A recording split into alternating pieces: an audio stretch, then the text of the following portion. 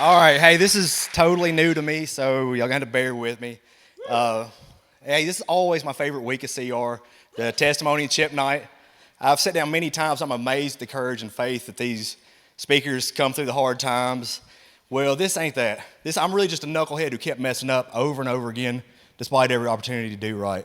I'm 43 years old, the middle child and only son with two sisters. I was raised in Middle Tennessee. It's pretty much a normal middle class background. We did church, sports, school, the regular stuff. But my father was a hardcore alcoholic and he regularly abused us kids. My mom would try to comfort us, but it led to us having no real relationship with my father. And even though we were going to church on Sundays with a smile on our face, we were really a wreck as a family. And so this kind of carried on to me having a tough relationship, accepting God as my father when I had father figure issues at the house. So around 8, my parents finally did everyone a favor and divorced. Within a couple of years, my mom remarried, and I had about 5 years of a normal life. Now, my stepdad, he was at all my ball games. We took fun vacations, but my little sister decided that she wanted to live with my dad when I was about 13, and then things got kind of crazy. We found out my older sister was pregnant, and my first day of high school, I hear my sister went into labor. So it's not the best way to start off your high school career, and instantly I was a social outcast. So it's painful for me, but every time I held my little nephew in my arms, I knew I wouldn't trade him for the world. And I kind of saw the situation that he was living in and with my sister. So basically when she got her own place, I'm over there keeping him all the time. And that's where my hours, when I guess all my friends are hanging out or doing whatever, I'm watching my nephew. But she's dating dope boys, all the drug dealers, and I kind of ended up running errands for them, doing whatever, and next thing you know, I'm selling weed to all my buddies and their parents. And so the whole time I'm thinking, this is just pot, nobody gets hurt. And then I kind of met a guy my sister dated from Cali, and things changed a little bit then. So I guess, I saw the money he's making, what was going on there, and it was, life-changing money. And so all of a sudden those morals I had, and it's just all gone. It went from I'm dropping off pot to some friends to now everyone I meet, I'm toting a pistol, scared what could happen, who could be thinking what. So through it all, I managed to graduate second in my class, got a scholarship to MTSU, and at that point, I really could have just left all the dope in the past and moved on to the American dream. But why wait to graduate when I could make that money now? So before my first semester was up, I'm shaking, so y'all gonna have to bear with me. Anyway, yeah, all right, okay. I'll get through it. So y'all gonna be my strength. All right. So before my first semester was up, I'd managed to get arrested, looked to be in a bunch of trouble, but managed to do just about 18 months in prison. And I thought, that's a little time. I'd just maybe scale back a little bit and use the extra dope money to supplement what I made from work. So I really just kind of bounced around like that for about a decade, and in the meantime became my own best customer. I'd gotten to the point of starting every day getting high. Never really got too concerned about the habit because the drugs were just always around. Then one day, December 9th, 2011, I stopped on my way back from my plug and knew it looked bad. It just got worse as I booked and watched all my dope buddies start slowly arriving. I'd been investigated for a year and a half and was charged with conspiracy to sell Schedule 1 in a school zone. With a whole list of charges ahead of me, I was looking at 140 years with about 70 of it at 100%. So, yeah, it was a pretty tough time. So at the time, I was 34 and didn't really feel like I had 140 years left to give to anybody. So out of those 23 co-defendants that are on my case, about 16 of them wrote statements on me. And so to avoid getting hit with the school zone, I had to sign a plea, take about 30 years at 35%. And so the day I signed that, it was probably the toughest day of my life because in my mind, I'd really told the state that I was giving up 30 years of my life, that's what I was going to do. So when I came to prison, I really decided that no matter where I was going to spend my time, I was going to have some kind of meaning, some kind of use on this earth. So each day I wanted to become a better man spiritually, mentally, and physically. Ugh. So I really got back into the Word of God and saw myself with more peace than ever.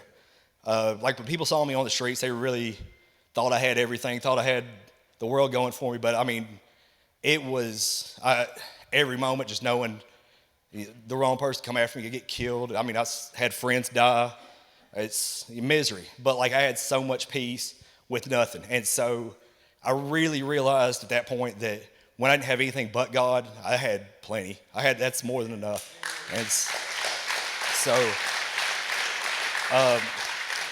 I needed to get a class that was only offered at Morgan County, and that's when I really grew spiritually. The church outreach out there is unbelievable. Faith Promise does a big program out there. Focus does a lot out there. Every night there's at least one service, and there's all kinds of focus classes. And through this all, I just expected this to be it for me for a while, just hanging out and trying to keep the rest of my fellow inmates inspired and motivated. So in 2017, I first went up for parole. I was put off for 2 years, but told to just go ahead and expect to do about half my sentence. It wasn't anything I already didn't know in my heart, but I kept faith that God has something more for me than trying to inspire these fellow prisoners. So I went back up in 2019 and was granted release. Now, when parole asked about my housing plans, I told them I was going to the Focus House. They let me know I wasn't required to do a halfway house, but I knew that Focus was where I was meant to be. So, hey, Focus fam. Shout out to the Focus fam. So, anyway, didn't mean to do that. So I didn't know anybody but good people in Knoxville. And if I were going to honor the blessing of getting released, I had to start it all from scratch. I think all my life I was ashamed to ask for help, but not this time. Miss Kimber was the person at Focus that held it together. Woo, woo, woo. And so she mistakenly offered to do anything I needed done. So I personally took that as a offer to be my personal secretary. So I'd need a letter to this court, an affidavit of interest to this court, paperwork to get my student loans right. So she was pretty much, have you backed off that policy of anything? No, okay, but yeah, she'll still do anything for you. But we've pushed that to the limit for sure. So I was amazed at the blessings that followed. Like I managed to get traffic fines thrown out and got my license back. So I got to go into CR first at the one at Fountain City because that's, when I was in the guys group, we went to the Tuesday night thing over there. And I'd done it before. Like I'd worked 12 steps before, but I did it without really a relationship with Christ. And so I'd go stay sober for a while I wanted to be, but I mean, there wasn't a why. I stayed sober because I wanted to stay sober. But now God's given me a second chance to have this life that I went ahead and said was gone. And God gave it back to me. So every day it's a blessing. Every day I owe it to Him.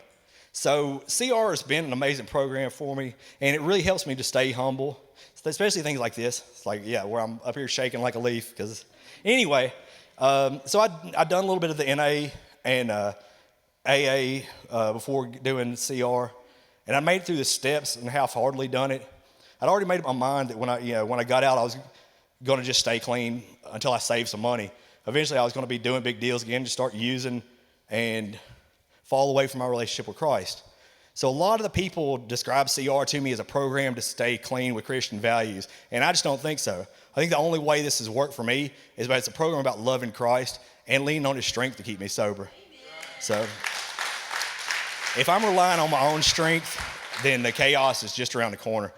So now I feel like that the biggest change for me and my outlook on self came through that step 7.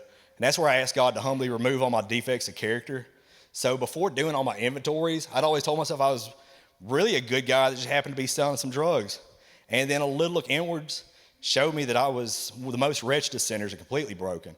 And when I thought of the parts of me that I wanted God to change, I felt like there was nothing left. I mean, you got to take it all away. And so my old character was just character defects. And so it's night and day. So like 10 years ago, none of y'all would want to meet me. Everyone in my life was either asset or liability. So people were a benefit to me. They were treated well, but as soon as someone was a problem, they were dealt with, and usually in irrational and excessive reactions. Most people seem to stay good with me just to avoid bringing the crazy out. So the whole persona and image I'd lived with as an adult, it had to go. I take it seriously when I'm asking God for things and wondered what was left after that. And He's amazed me.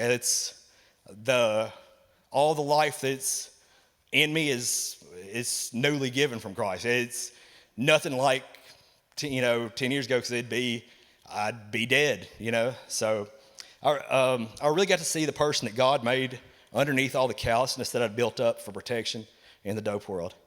10 years ago, none of y'all, I'm going to cycle back around. We'll skip that one. All right. You want to take it on again? No, I say. So, hey, so there's 4 big things that kind of helped me grow into this new creation, and I hope they'd benefit anyone. The first one is surround yourself with people who will hold you accountable. Hey, the second one is begin and end your day with the Word. Find ways to give back and live in gratitude. So we all need people who we respect and to give us guidance and direction. That's where we need mentors, sponsors, and small groups. I consider my small group more family than my blood. Let's hear it for my small group. Woo, woo. I love y'all guys. And so I got 5 different mentors for all different aspects of my life. I'd be lost without them. And so this recovery, it's not a solo journey. I've tried that, and it don't work. I can't do it myself. Y'all might be stronger than me. Y'all might be able to do it by yourself, but it took Jesus, and it took a crowd of people pulling me along. So it makes my day easier to start off right with the Lord. Now, I usually got to get some coffee going first, but after that, it's time to get some Bible reading in. I'll listen to a podcast. It just makes getting through that day positive so much easier if you start it off like that. And then winding down with some, even if it's just like a little inspirational message, just something to, keep your head focused on Christ. So this is kind of going along with the 12-step and the giving back, but it's really essential to living this life of joy is to give back to those who need help. I started doing a lot of focus work, a lot of volunteer work when I was at the Focus House, really just to get out the house and to see what I liked. So it turns out I like helping people, period. I built with Habitat. I passed out clothes for care cuts, helped give out groceries at a food pantry. It became really hard to feel sorry for myself when others had it much worse and weren't complaining. And so the thing that's really helped me the most through here is being grateful. I mean, I was supposed to be locked up in prison until 2041. So every day that I'm not in a cage and razor wire, that's a blessing. And so, and yeah, but we've all got blessed. We've made it through a global pandemic, everybody. So y'all got a blessing there. Like, well, hey, we've had, God gave his son Christ to die for our sins of salvation. We're blessed like that. So that's an easy one for everyone. So when I'm grateful, man, I really can't be bitter. I can't be upset or angry or jealous or envious. In this era of everyone wanting to keep up with the Kardashians, it'd be easy to get caught up on what you don't have. Just every once in a while, just stop back and think of what you do have. Man, we got first world problems, folks. We don't have to worry about where we're going to sleep, where we're going to eat. We're blessed. I don't believe that's been 15 minutes, so I might have to. Do I need to struggle on? All right. Well, hey, I also want you all to know, like, what inspires me is really seeing the first time or seeing y'all coming here for the first time. Y'all are the strongest ones. That's the toughest step is coming in here and then coming back in here and back in here. And soon enough, you're going to be back in here and somebody's going to pass the mic to you and it's going to be your turn, all right? So, hey, man, I love y'all and I'm out of here. That's all I got, y'all.